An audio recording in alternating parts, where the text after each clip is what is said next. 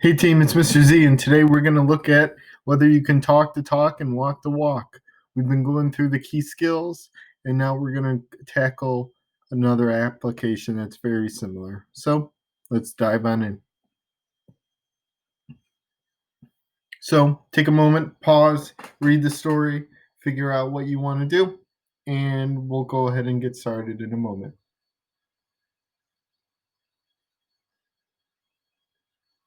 Okay, so let's go ahead and try to visualize the process that's going on here. We need to figure out what the heck does this situation look like.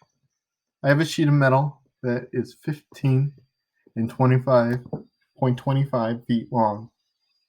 And the idea is that I'm going to fold each of the sides to make a rectangular cross section. I'm going to fold it 1 foot in, and likewise I'm going to keep it the same. That way, if I did it lopsided, it wouldn't make a rectangle. It would be this weird quadrilateral. But by ensuring that we fold it the same distance, we know that it's going to be 1 foot as the height. Now, I don't necessarily have to write it on the side because it's a rectangle and they are opposite sides or congruent. Now, what the heck is going to be this part, though? And in order to do that, we have to look at the hole. The reason why I write it above it is because these sheets of metal are the same size. An unbended sheet of metal should have the same as a bended. So we're going to use 15.25 as our base. And what we're going to need to do is we're going to represent this light blue area as 15.25. Take away the 1 foot we folded, take away another foot that we folded. I am going to clean that up and figure out that the base is 13.25 feet with a height of 1. If I imagine this as a rectangular cross section, I need to find out the area. The area of a rectangle is going to be base times height. Base times height, and then voila, I would get an area. Area is always foot squared. Okay. Now this is just one application. I have to figure out the cross section that is the greatest. Well, let me go ahead and try to make sure I really understand this. So if I fold this metal differently, let's say I want to fold it more so that the height is longer. I'm going to choose to fold it 2 feet on each side. And notice, it's going to be the same process. It still has to add up to be 15.25. So I'm going to have to subtract 2 twice. Let me clean up my model. And notice the height is a little bigger this time. It's going to result in 11.25 with a height of 2. Now if I imagine this as a rectangle, what is the inside? What is the area? The area of the inside is going to be base times height.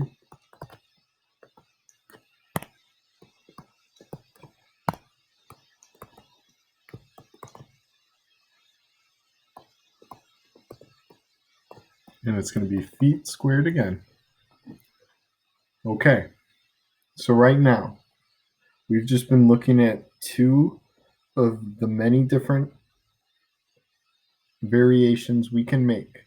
There are going to be a number of rectangles we can craft, including decimals. Our options are limitless. Right now, we're just looking at it. We want the most.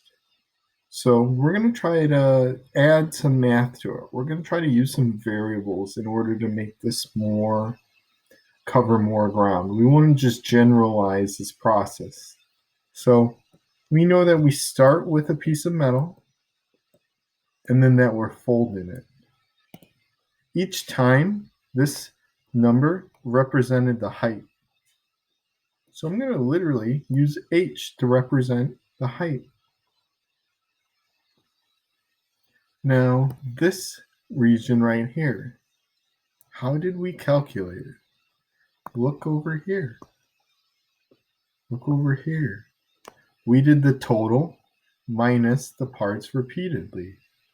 So this is going to be 15.25 minus h and minus another h. Okay, let's look at just this general rectangle. It's going to have a side length of h. Now let me clean up this expression.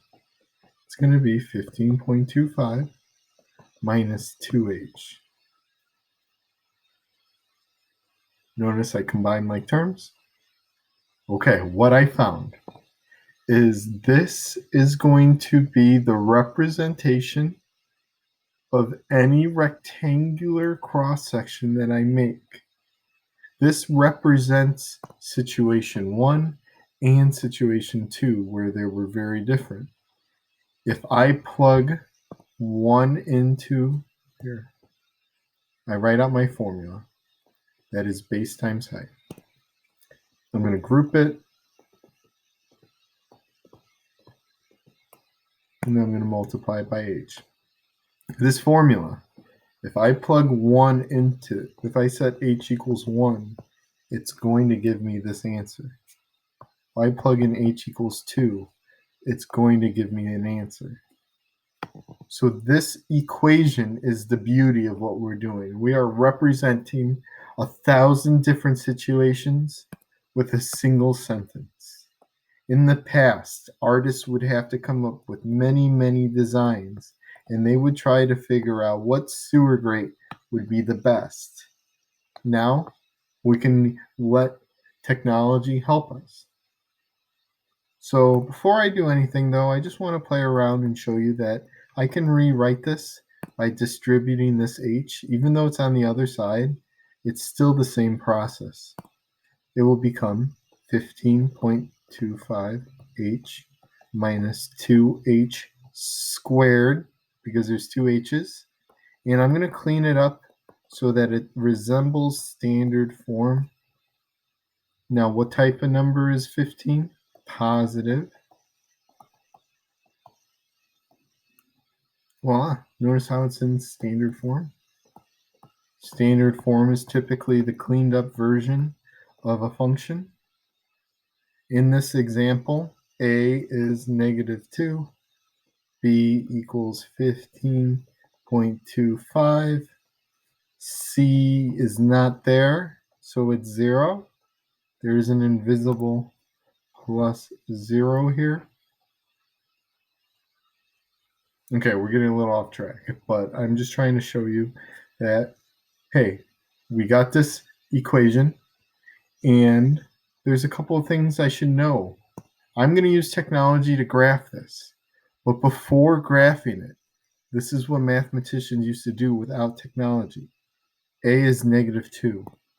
That means that since this is a quadratic, it is going to be concave down because it's negative, okay? It is also going to have a vertex that is a maximum, and this vertex cuts the quadratic in 2 equal parts. I don't know numbers, I don't know quadra points, I don't know where the vertex is, but I know it's going to be a maximum. And then from standard form, another piece of review, the y-intercept is always going to be 0, the c value. So in this instance, the y-intercept would be 0, 0, because c is 0, c is not there. But let's let technology do some work for us. So I'm going to use Desmos, free 99, and the reason why I preach about Desmos is simply because it lets you drag the screen if you're using an iPad. So notice how this function, I typed it out. Our input is h. I'm going to plug in h, and then I'm going to get out f of h. And in order to understand what's going on here, I want to just show you that with this drawing,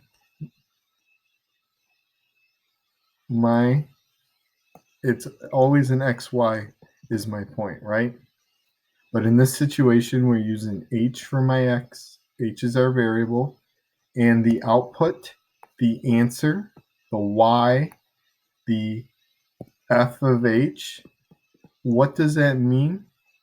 Well, it's the height, and then it's going to be the area.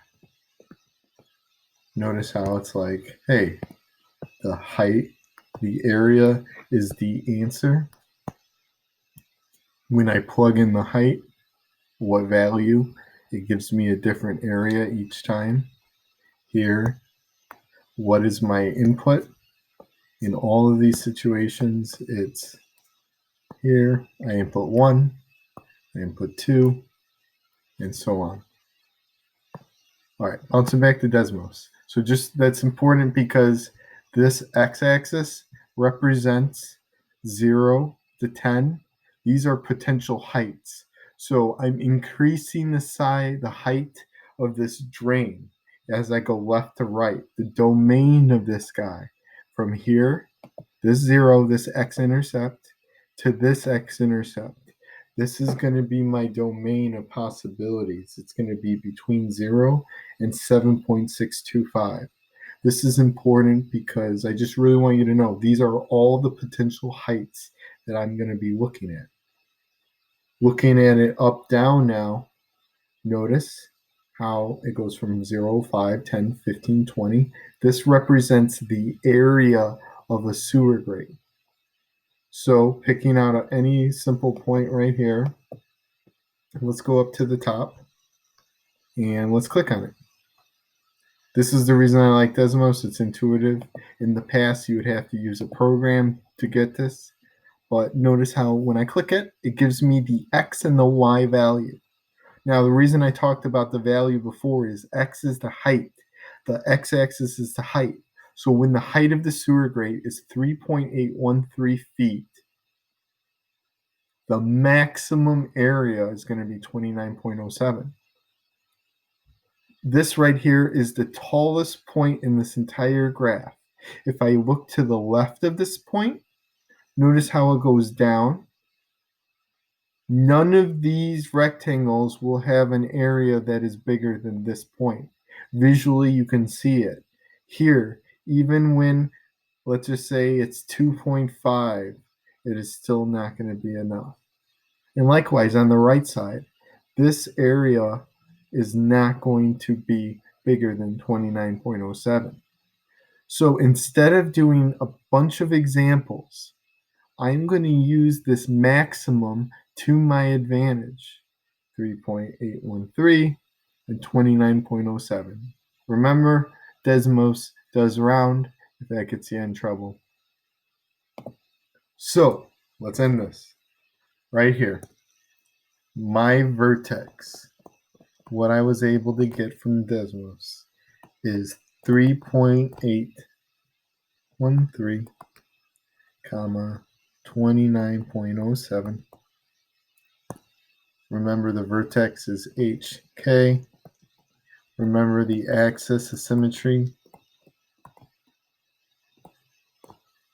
is going to be x equals h. So in this situation, it would be 3.813. And what that means is I'm talking about this graph over here. The axis of symmetry is this vertical line. It would be when x is equal to 3.813. I'm just tossing in some review while I can. But let's go ahead and process this answer. When you get the maximum, this is what you're going to use. Let's go ahead and formulate the response. So I have to give a representation of my graph. I'm going to go ahead and just draw it. I'm going to go ahead and it's concave down. It has a maximum. I'm making a point. I'm going to rewrite it here,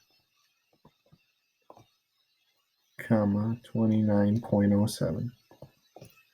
So I need to go ahead and give two different representations in my description. I've done plenty. I'm going to go ahead and just give a nice clean explanation over here. Let's draw the picture of the sewer grate. Okay, this is the optimal one. This is the one that I'm turning in. So remember, what is the x value? The x value in all of these cases has been the height. The height is 3.813. So I go ahead and put it right there. And then what is 29.07 represent?